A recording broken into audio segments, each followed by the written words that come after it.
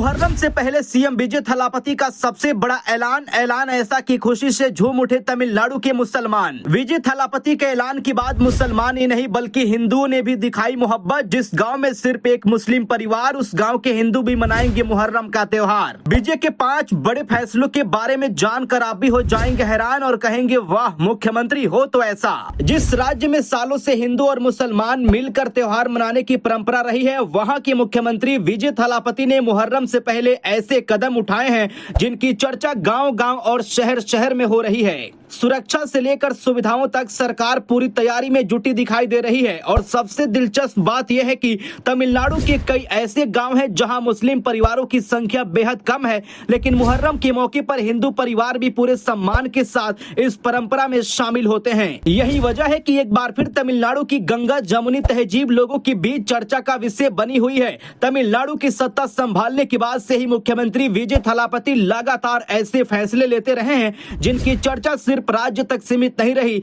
बल्कि पूरे देश में होती रही है। मुख्यमंत्री पद की शपथ लेने के दौरान ही उन्होंने साफ शब्दों में कहा था कि उनकी सरकार हर धर्म, हर समाज और हर वर्ग को सम्मान देगी। उनके मुताबिक राजनीति का मकसद लोगों को जोड़ना होना चाहिए बल्कि बांटना नहीं। अब मुहर्रम का महीना करीब आते ही राज्य सरकार ने तैयारियां तेज कर दी हैं। मुहर्रम इस्लामी कैलेंडर का पहला महीना माना जाता है और इसकी 10वीं तारीख यानी आशुरा का दिन खास महत्व रखता है। इस दिन हजरत इमाम हुसैन और उनके साथियों की शहादत को याद किया जाता है। खास तौर पर शिया मुस्लिम समुदाय इस दिन गम और शोक के साथ इमाम हुसैन की कुर्बानी को याद करता है। तमिलनाडु में कई दशकों से धार्मिक सौहार्द की मिसाल देखने को मिलती रही है। तांजावुर जिले के कासवाल नाडु पुडूर गांव में लगभग 200 सालों से हिंदू और मुस्लिम परिवार मिलकर मुहर्रम की परंपरा निभाते आ रहे हैं। शिवगंगा जिले के कई गाँव में भी ऐसा ही नजारा देखने को मिलता है, जहाँ अलग अलग समुदाय के लोग एक दूसरे के त्योहारों में बढ़ चढ़कर हिस्सा लेते हैं। इसी माहौल को ध्यान में रखते हुए मुख्यमंत्री विजय थलापति ने प्रशासन को कई अहम निर्देश दिए हैं। मुहर्रम के जुलूसों के दौरान सुरक्षा व्यवस्था को मजबूत करने के लिए पुलिस विभाग को अलर्ट मोड पर रखा गया है।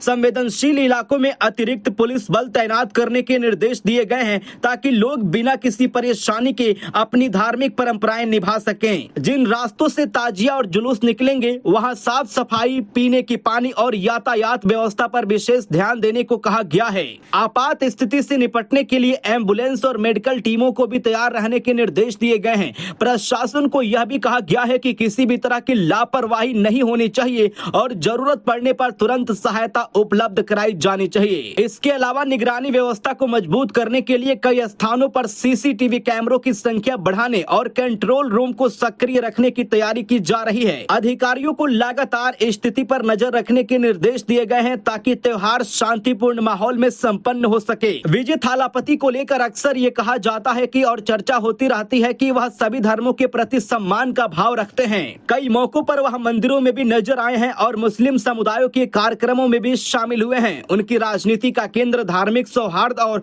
सामाजिक एकता को बताया जाता है। अगर मुहर्रम के महत्व की बात करें तो इस्लामिक मान्यता के अनुसार करबला के मैदान में हजरत इमाम हुसैन ने अन्याय और जुल्म के सामने झुकने के बजाय इंसानियत, सच्चाई और न्याय के लिए अपनी जान कुर्बान कर दी थी। उनकी शहादत को आज भी सब्र, हिम्मत और इंसाफ की सबसे बड़ी मिसाल माना जाता है। अब मुहर्रम से पहले तमिलनाडु में हो रही इन तैयारियों और मुख्यमंत्री विजय थलापति के फैसलों को लेकर आपकी क्या राय है? क्या ऐसे कदम देश में भाईचारे और आपसी सम्मान को और मजबूत करते हैं? अपनी राय कमेंट में जरूर बताएं।